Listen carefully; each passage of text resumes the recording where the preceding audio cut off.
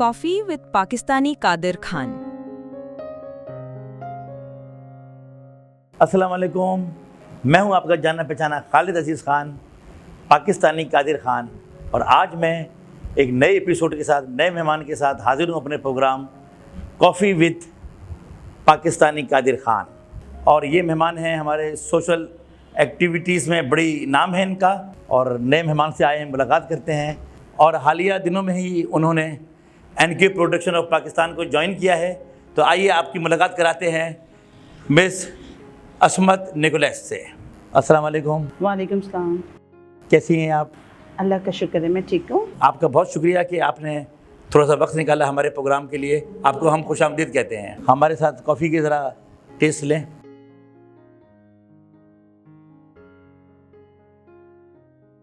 कैसी लगी आपको हमारी कॉफ़ी?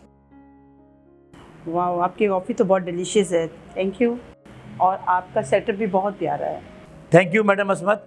जैसा कि हमारे शो का रिवाज है कि हम सबसे पहले सोशल इश्यूज़ पे बात करते हैं, और आप सोशल वर्कर हैं, तो ये बताएं कि जब हमारी ख़वातीन काम के लिए बाहर निकलती हैं, आप ख़ुद भी सोशल वर्कर भी हैं, काम भी करती हैं, तो उनको किन किन मसाइल का सामना करना पड़ता है? देखिए, पाकिस्तान में सबसे बड़ा प्रॉब्लम जो है वो ख़वातीन के लिए सबसे बड़ा इशू यही है कि उनको बहुत सारे मसाइल का सामना करना पड़ता है। जनरली अगर हम बात करें कि अगर ख़वातीन घर से बाहर निकलती हैं तो वो सबसे पहले उनके पास कन्वेंस का इशू है। अब कन्वेंस में अगर आप देखें, एक बस को ले लें, जनरल मेजॉरिटी जो है वो लोकल बसेस वगैरह यूज़ करती हैं। मैंने ख़ुद भी बज़ाहिर बहुत सफ़र किया है। जब वो सफ़र कर रही होती हैं तो बस जो फ्रंट एरिया है वो इतना कंजस्टेड होता है, जबकि मेल का बहुत ज़्यादा बस का जो एरिया होता है उसकी विड्थ बहुत ज़्यादा होती है। और वो ख़वातीन इतनी मतलब अनप्रोटेक्ट होती हैं कि वो वहीं पर कंडक्टर ने खड़ा होना होता है, वहीं ख़वातीन ने खड़ा होना होता है। ये तो इस तरह के एक छोटे से मैंने एक सिंपल आपको इश्यूज़ बताया। फिर अगर वो कोई ऐसी चीज़ें यूज़ करती हैं, जैसे कि वो किसी को, आजकल हमारे यहाँ पाकिस्तान में बड़ा अच्छा इंट्रोड्यूस हुआ है बाइकिया, और इस तरह की बहुत सारी राइडर्स बहुत अच्छी इंट्रोड्यूस हुई हैं, ऑनलाइन राइडर्स हैं, तो वो भी बुला लेती हैं। तो उनके ऊपर भी फैमिलीज़ इश्यूज़ हो रहे हैं कि भाई आप फ़लाँ बाइक के साथ, लड़के के साथ क्यों जा रही हैं, फ़लाँ के साथ जा रही हैं। बहुत अच्छी बात की आप। तो ये इस तरह के बहुत सारे प्रॉब्लम्स हैं। उसके अलावा जिस जगह, जिस कम्युनिटी में या जिस वर्क के प्लेस पे वो काम करती हैं, वो प्लेस पर भी उनको बहुत सारे प्रॉब्लम्स का सामना करना पड़ता है। लाइक कि अगर वो वहाँ पर हैरेसमेंट की बात करे जाए, तो अगर मर्द है तो वो अपने आप को ज़्यादा पावरफुल समझता है। तो ये ख़वातीन के लिए मसाइल ही मसाइल हैं। पाकिस्तान में ख़वातीन के लिए नो प्रोटेक्शन। बिल्कुल सही कह रही हैं आप। पाकिस्तान में ख़वातीन को बहुत सारे प्रॉब्लम्स को फेस करना ही पड़ता है। एज अ सोशल वर्कर ये बताएं कि इन मसाइल का हल क्या है? देखिए, पाकिस्तान में जिस तरह मैंने आपको स्टार्ट में ही बोला था कि हमें सबसे बड़े प्रॉब्लम जो देखना पड़ रहा है वो ख़वातीन के लिए कन्वेंस का सबसे बड़ा इशू है। अभी बहुत अच्छा एक प्रोजेक्ट शुरू हुआ है ऑनलाइन, कामरान टसौरी साहब ने किया है। सिंध गवर्नमेंट ने भी बहुत अच्छा प्रोजेक्ट किया है। बाइकिया ट्रेनिंग दिला रहे हैं ख़वातीन को। इसके अलावा जो उनको राइड्स के लिए प्रिपरेशन की जा रही है, तो मेरी फैमिलीज़ के साथ बहुत ज़्यादा रिक्वेस्ट है ख़ास तौर पे कि वो अपने बच्चियों को ख़ास तौर पे इस तरह की ट्रेनिंग्स दें, अवेयरनेस प्रोग्राम्स के अंदर उनको भेजें, उनको बोल्ड बनाएं, उनको उनके ऊपर ज़िम्मेदारियां डालें, उनको बोलें कि वो अपने आप में मर्दों से कम नहीं हैं। तो ये एक रोकथाम का तरीका है। इसी तरीके से जिस सोसाइटी पे वो काम करती हैं, जिस सोसाइटी पे वो वर्क करती हैं, जिस तरह मर्द को राइट है वो अपने काम के लिए ज़्यादा से ज़्यादा वो अपना इम्प्रेशन जमाता है, ख़वातीन को भी उतना ही राइट दिया जाए, उसके भी उतने हकूक़ दिए जाएं कि वो उतना ही उसके अंदर साबित हो कि ये नहीं कि मर्द का राइट ज़्यादा हो और ख़ातून का राइट कम हो। कुछ भी अगर किसी लड़के ने जस्ट एक चेस्ट किडिंग ही आपको कर दी तो लड़की उसके अगेंस्ट स्टेप उठाती है, तो नहीं आप नहीं बोलें, आपकी इमेज ख़राब हो जाएगी, आपको ही लोगों ने गलत बोलना है। वाई क्यों? गलती उसकी नहीं है, गलती उसकी है, उसने तो उसको रोका है। तो इन चीज़ों के लिए रोकथाम इसी तरीके से है कि बराबर के हकूक़ दिए जाएं। अच्छा, आपने अभी ये कहा कि ख़वातीन को हरासमेंट का सामना होता है, तो उसके पीछे क्या वजूहात हैं? इसके पीछे हमारा कल्चर सबसे बड़ा वजूहात है। कल्चर क्या होता है कि मैं बीइंग मदर भी हूँ और बीइंग बेटी भी हूँ और सिस्टर भी हूँ, लेकिन मेरे वालिदैन जो थे वो हम लोगों को घर से ही तरबियत करते थे कि बेटों को ख़ास तौर पे ये बात तरबियत की जाती थी कि आपने औरत की इज़्ज़त करनी है। और ये हमारे घरों में ऐसा नहीं होता, हमारे घरों में मर्दों को ज़्यादा तरजीह दी जाती है। लड़के, मैंने बहुत सारे कल्चर्स को डिफ़ाइन किया है, बहुत सारे कल्चर्स में जाके देखा है मैंने, वहाँ अगर लड़की है वो काम कर रही है तो उसने खाना मर्द के बाद खाना है। क्यों? क्योंकि अब उसने बनाना भी है, सब कुछ करना है, उसने परोसना है, देन उसने खाना सबसे एंड में खाना है, क्योंकि मर्द का रुतबा ज़्यादा है। ऐसा नहीं है, मर्द का रुतबा भी उतना ही है जितना कि औरत का है। अगर वो काम बाहर कर रहा है तो खातून भी उतना काम कर रही है। इसके साथ साथ लड़कों को घर में जिस तरह हम बच्चियों को तरबियत करते हैं कि बेटा ये चीज़ गलत है, इस तरह नहीं करना, आपने इस रास्ते को अपनाना नहीं, इसी तरीके से लड़कों को भी ये तरबियत करनी चाहिए घरों में। पेरेंट्स को, ख़ास तौर पे माँ बाप को जिनके बेटे हैं, मेरी खुदारा उनसे रिक्वेस्ट है कि वो अपने बेटों को ज़्यादा से ज़्यादा जो है वो तरबियत करें कि बेटा आज क्योंकि हमारे हाथों में सोशल मीडिया है, हर चीज़ हमारे हाथों में, तो हम अपने बच्चों को सबसे ज़्यादा इस बात की अवेयरनेस दें कि बेटा आपने कोई भी गलत एक्टिविटीज़ को नहीं अपनाना। लड़की हो तो उसको इज़्ज़त दो, उस पर रिस्पेक्ट करो उसको किसी किस्म के कमेंट्स ना पास हो। आपके एक छोटे से कमेंट से उसकी पूरी लाइफ डैमेज हो जाती है और वो बहुत बड़े मसाइल से सामना। अगर एक बच्ची ने ग्रेजुएशन मास्टर सोचा होगा ना, तो अगर उसका मिडिल क्लास का घराना होगा तो वो आपकी कमेंट्स की वजह से उसका पूरा करियर बर्बाद होगा। तो मेरी मदर से और पेरेंट्स से ख़ास ये रिक्वेस्ट है कि प्लीज़ आप अपने बच्चों को ये घर से ही उनकी तालीम के साथ ही तरबियत करना शुरू करें। देखिए, हमारा माशरा बहुत जल्दी बदलेगा अगर हम इन छोटे छोटे चीज़ों को अपनी ज़िंदगी में अहमियत दें। बहुत ज़बरदस्त, आपने बहुत अच्छे पॉइंट पे बात की, मगर आपने एक बात की कल्चर की, तो ये बताएं कि इस कल्चर को बिगाड़ने में किसका हाथ है? उसमें सबसे बड़ा हमारा अपना हाथ है। अगर आपके हाथ में एक मोबाइल फ़ोन दे दिया जाता है, अगर आप इंटरनेशनल लेवल पे इस मोबाइल को यूज़ किया जाए तो 18 के बाद लोग जो हैं उसको यूज़ कर रहे होते हैं। और कोई भी, आज हमारी माएँ क्या करती हैं, अगर उनका बच्चा रो रहा होता है तो वो मोबाइल उनके हाथ में दे देती हैं, बच्चा चुप हो जाए, वो शोर ना करे। अब वो बच्चे के साथ नेट पे वो देख रहे हैं, आप कार्टून्स को उठा लें, चीज़ें उठा लें, बच्चे को क्या पता है कि इसमें क्या आ रहा है। तो इसमें बच्चे का क्या कसूर है? इसमें कसूर हमारा कसूर है, हमारे बच्चों का कसूर नहीं। बच्चे एक सांचा हैं, पानी की तरह, एक लिक्विड सांचा है, उनको जिस जगह पे डालोगे वही डालेंगे। आप इसी जगह से बच्चे बहुत बड़े मास्टर्स निकले हैं, बड़े बड़े ग्रेजुएशन निकले हैं, आज चांद तक बच्चे पहुँचे हैं। कैसे पहुँचे हैं? इन्हीं टेक्नोलॉजीज़ के ज़रिए। मीडिया कहीं पर गलत नहीं, कोई चीज़ गलत नहीं, मगर हमारा तरीक़ेकार गलत है। हमें अपने कल्चर में जो चीज़ें गलत हैं वो उनको सही करना है। उसमें हम किसी के ऊपर अपनी गलतियां किसी पे नहीं थोपें, हम इसको ना गलत साबित करें, हम चीज़ों को गलत साबित ना करें। चीज़ें अच्छे और बुरे की दोनों की अवेयरनेस दे रही है, गलत क्या है और सही क्या है। अगर आप इसी मोबाइल फ़ोन से घर बैठे काम करें तो लाखों का कमा सकते हैं। आप इसी मोबाइल फ़ोन से राब्ते कर रहे हैं तो आप कल जब चिट्ठियों के ज़रिए राब्ते करते थे, आपको याद होगा आपके दौर में कि हम चिट्ठियों के ज़रिए राब्ते करते थे। आज हम 2 मिनट के अंदर हम अपने कॉन्टैक्ट्स को फ़ौरन से उनके साथ रब्ता कर लेते हैं। तो सेम एज़ इट इज़ कोई भी डिजिटल मार्केट्स, कोई भी डिजिटल आपकी इंटरनेट मार्केटिंग है या कोई भी है, वो गलत नहीं है। गलत हमारा अपना कल्चर है। हमने अपने बच्चों को पैदा होने से पहले उनको सिखाना शुरू कर दिया। घर में अगर खाना नहीं है तो आपने 14-15 हज़ार रुपये का मोबाइल दे देना है बच्चे के हाथ में। ये हमारी माँओं की, हमारे अपने पेरेंट्स की गलतियाँ हैं। उसके पास अच्छा मोबाइल है, मैं अपने बच्चे को लेगी, ये नहीं देखना कि इस बच्चे का इस्तेमाल क्या है और इस इस्तेमाल से मेरा बच्चा गलत कहाँ जाएगा। तो ये कल्चर की कोई नहीं। पहले भी देखें, आपके दौर में भी होगा, पंचायतें बैठती थी इलाकों के अंदर, बहुत अच्छे डिस्कस होती थी, उनमें लोग बैठ के बातें करते थे। लेकिन अब क्योंकि सिर्फ सिचुएशन चेंज हो गई है, बाकी रवैये वही हैं, काम वही है। आज आप ग्रुपिंग करके आप बात कर रहे होते हैं, पहले लोग बैठ के बात कर रहे होते थे पंचायत में। एक उसके ग्रुप का एडमिन क्यों बना दिया गया? इसलिए बना दिया कि वो जी पंचायत का वो चौधरी बन गया। اس نے چودھری ہونے کے ناطے وہ آپ کو ایڈوائز بھی کر رہا ہے، آپ کو اچھی باتیں اور غلط باتوں کو آپ کی تفریح بھی کر رہا ہے. تو یہ چیزیں غلط نہیں، چیزوں کو استعمال غلط ہے ہمارا. تو بچے کو موبائل کس ایج میں دینا چاہیے؟ بینگ مدر خالد صاحب، میرا خیال ہے کہ بچوں کو جو موبائل دینا چاہیے وہ کم سے کم بھی ان کی جو ایج گروپ ہے وہ 18 کے بعد دیں، کیونکہ جب تک وہ میچور نہیں ہوتے، جب تک وہ ذہنی طور پہ تیار نہیں ہوتے، تو اگر ہم چیزوں کے حوالے سے دیکھے جائے تو ان کی عمر کو زیادہ ترجیح دی جاتی ہے.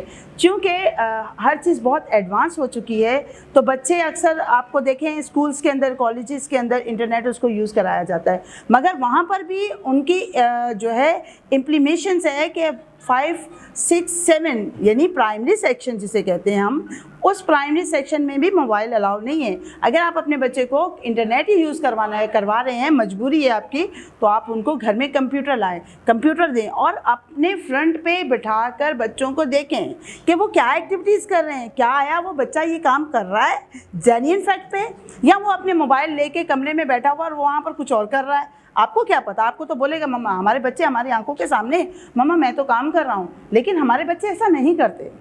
تو میری پیرنٹس سے یہ خاص ریکویسٹ ہے کہ اگر آپ اپنے بچوں کے ساتھ ان کے ساتھ بہت پیار کرتے ہیں تو ان کو سب سے پہلے یہ کہ کمپیوٹر لے کے دیں اور ان کو بٹھا کر کمپیوٹر پہ کام سکھائیں. کیونکہ جدید ٹیکنالوجی آگے چینج ہو رہی ہے، بچے آگے بڑھ رہے ہیں، بچوں کو اور مزید کام کے لیے آگے نکلا جا رہا ہے، ان کی ترقیاں ہو رہی ہیں، تو اس کے لیے ان کو نیڈ ہوتی ہے انٹرنیٹ یوز کرنے کے لیے. اور ڈیفینیٹ ہم خود بھی کرتے ہیں، میں خود اسٹڈیز کر رہی ہوتی ہوں تو انٹرنیٹ کے لیے یوز کرنا پڑتا ہے مجھے اپنے بچوں کے لیے بھی. تو میں نے ایک میتھڈ اپلائی کیا ہے کہ میں نے کمپیوٹر کا منہ دیوار کی طرف نہیں کیا، میں نے کمپیوٹر کا منہ سامنے کیا ہے کہ مجھے آتے جاتے بچہ نظر آتا رہے کہ کام کیا کر رہا ہے. تو میری مدرز، پیرنٹس، باپ ہے، ماں ہے، ان سب سے میری یہ ریکویسٹ ہے کہ اپنے بچوں کو سامنے دیکھیں کہ آپ کا بچہ کر کیا رہا ہے. آپ کو پتہ ہوگا کہ آپ کا بچہ کیا کر رہا ہے، تو آپ اپنے بچے کو آج کے دور کے مطابق کنورٹ کر لیں گے، ورنہ وہ بچہ آپ کے ہاتھوں سے نکل گیا تو آپ ساری زندگی پچھتائیں گے. بہت زبردست میڈم، آج آپ نے ہماری عوام کی آنکھیں کھول دیں اور آپ نے ایک ذکر کیا کمپیوٹر کا. تو یہ بتائیں کہ کمپیوٹر ہم بچوں کو دلا تو دیں، مگر اس میں ہم کیا تعلیمات دیں، ان کو کیا سکھائیں؟ خالد صاحب، آپ کا بڑا اچھا کویشچن ہے، اور پہلے تو میں آپ کو یہ بتا دوں کہ اب ہماری جو سوچ ہے، ہمارا جو ویو ہے، اب آنے والے مستقبل میں آپ کی فنگر پرنٹس پہ ہے. جو اب نیو ٹیکنالوجیز شروع ہوگی وہ آپ کی فنگر پرنٹ پہ ہے. آپ کو دیکھیں کھانا منگوانا ہوتا ہے، آرڈر کرتے ہیں آن لائن، ایسا ہی ہے. پہلے آپ جاتے تھے، ہوٹل چوز کرتے تھے، پھر دیکھتے تھے، لیکن اب آپ آن لائن آپ کے ڈور ٹو ڈور پہ آ جاتا ہے. اسی طریقے سے اگر آپ اپنے بچوں کو اچھی جگہ، جسے کہہ سکتے ہیں کہ آپ ہارڈ ورکنگ، ہم محنت کرتے تھے، جی وہ سارا دن محنت کر رہا ہے اور 9 to 5 کی جاب کر کے واپس آ رہا ہے. اب پاکستان میں ایسی بہت ساری چیزیں شروع ہو چکی ہیں، ڈیجیٹل مارکیٹنگ کے حوالے سے، نیٹ ورکنگ کے حوالے سے بہت سارے ایسے پروجیکٹ ہیں. ابھی کامران ٹسوری صاحب نے بہت زبردست قسم کا پروجیکٹ کیا تھا، تو انہوں نے بہت سارے اسٹوڈنٹس ہیں ان کو سندھ گورنمنٹ کی طرف سے جو لاکھوں کے کورسز تھے، پھر اس طرح سے JDC کی طرف سے پہلا پروجیکٹ انہی کی طرف سے آیا تھا. بہت سارے بچوں نے اپنے گھر سے بیٹھ کے اپنا رزق کمایا. اور کووڈ میں JDC کے جو بڑے ہیں ظفر صاحب، ان کی میں بات کروں گی کہ انہوں نے کرونا میں رہ کر جو بچے گھروں سے نوکریاں نہیں کر سکتے تھے ان کو کورسز کروائے اور وہ بچے انہوں نے گھر سے کمایا. کووڈ میں بچوں نے بہت ارننگ کی. اسی طریقے سے بچوں نے سیکھا کہ یہ تو بڑا اچھا سسٹم ہے اور یہ ہم اتنا تھکتے بھی ہیں اور پھر جا کے ہمیں ملتا بھی کچھ نہیں ہے. آپ تو جانتے پاکستان کی معیشت کیسی ہے، یہاں پر کیا صورتحال ہے، مگر 9 to 5 اگر جاب کرتا ہے تو اس کے اپنے گھر کا کرایہ بھی نہیں نکلتا. آپ 30-35 ہزار پہ سیلری کیا ہوتی ہے، آپ سمجھ لیں کہ اگر آپ بچہ کرایہ لگا کے ایک جگہ سے دوسری جگہ تک 70-80 روپے لگا دیتا ہے وہ، تو اس کے پاس اتنا بجٹ نہیں ہوتا کہ وہ ایکسٹرا وہ کچھ کر سکے. اس کے پاس وہ لمیٹڈ پیسے ہوتے ہیں جس نے اسے اپنا گھر بھی چلانا ہوتا ہے، اسے اپنی چیزیں بھی کور کرنی ہوتی ہیں. پھر وہ کیا کرے گا، وہ قرض دار ہوگا، اس سے پکڑ اس سے پکڑ، مہینے کے اینڈ میں وہ پریشان حال ہوگا. تو اس کے لیے سب سے بیسٹ ہے اگر وہ کہیں پر بھی اچھی جگہ जगह जगह पे बहुत खूबसूरत इंस्टीट्यूट खुले हुए हैं, बड़ी अच्छी अवेयरनेस है, थोड़े पैसों में भी और ज़्यादा पैसों में भी उनके कोर्सेज़ करवाए जाते हैं। तो आप वो छोटे छोटे कोर्सेज़ करें ताकि वो जो बच्चे हैं वो तरक्की करें और अपने घर से अर्निंग करें। अच्छा, ये खाली घर नहीं, मतलब बच्चे ही नहीं, बीइंग वो मदर्स जो बहुत ग्रेजुएट हैं, बहुत ऐसी मैंने खुद मदर्स देखी हैं जो हायर एजुकेटेड हैं, हायर एजुकेशन होने के बावजूद वो घरों में बैठी हैं। वो माएँ भी अपने हस्बैंड, उनके हस्बैंड उनको जॉब करने की इजाज़त नहीं देते, वो माएँ घर बैठ के काम कर सकती हैं। आप उनको ऑनलाइन आजकल बहुत सारे कोर्सेज़ शुरू हो गए हैं, आप उनको कोर्सेज़ करवाएं, वो बच्चे काम करें, उनकी मदर्स काम करें, तो हम बहुत सारे मसाइल से निकल सकते हैं। इसमें हमारी कुछ गलतियां हमारी अपनी हैं, कुछ गलतियां हमारी गवर्नमेंट्स की हैं, तो गवर्नमेंट भी इसमें आती है, हम भी उसमें पिस रहे हैं। बहुत ज़बरदस्त, आपने बहुत अच्छी बातें की। एक आपसे पर्सनल सवाल है, माइंड नहीं कीजिएगा। ये बताएं कि अगर आपको इन सारे इश्यूज़ को हल करने के लिए कोई बड़ा पावरफुल ओहदा मिल जाए तो फिर आप क्या करेंगी? खालिद साहब, मेरा ख्याल है कि ओहदों से इंसान की पहचान नहीं होती। मैं, अगर आप ये कहें कि मुझे कोई ओहदा मिल जाए, मैं आपको ये बात कहती हूँ कि अगर आप घर के सरबराह हैं, फादर हैं घर के, और आप घर बैठ जाएं, आप अपने आप को देखें, अपने बच्चों को ना देखें, तो क्या आप वो घर चला सकते हैं? नहीं चला सकते, कभी भी नहीं हो सकता, क्योंकि हम अपने बच्चों को वो चीज़ें नहीं प्रोवाइड कर सकते। सेम इसी तरह हमारा कंट्री है, हमारा पाकिस्तान है, हमारे पाकिस्तान में बहुत खूबसूरत चीज़ें हैं। हमारे पाकिस्तान में बहुत सारी ऐसी चीज़ें हैं जिनके लिए बाहर से लोग आके अर्निंग करके जा रहे हैं और बहुत कुछ सीख के जा रहे हैं। हालिया पाकिस्तान में ऐसे ऐसे काम हुए हैं जिनके आप लोगों के सामने कोई उनकी तारीफ़ करने की ज़रूरत नहीं है, लेकिन वो तारीफ़ के लायक हैं। हमारे पाकिस्तान को अल्लाह ताला ने बहुत बरकतें दी हैं। अल्लाह ताला ने हमारे पाकिस्तान में बहुत सारी ऐसी चीज़ें रखी हैं जिनसे हमारा मुल्क बहुत तरक्की करता है।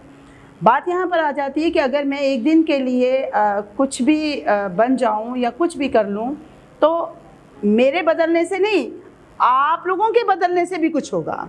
उसमें आपका साथ मुझे ज़्यादा चाहिए। मैं तो वो कर सकती हूँ ना कि जो मेरे राइट्स में होगा, क्योंकि कोई भी लॉबीज़, अगर आप स्कूल चले जाएं या कॉलेज चले जाएं तो उसके कानून को फॉलो करना पड़ता है।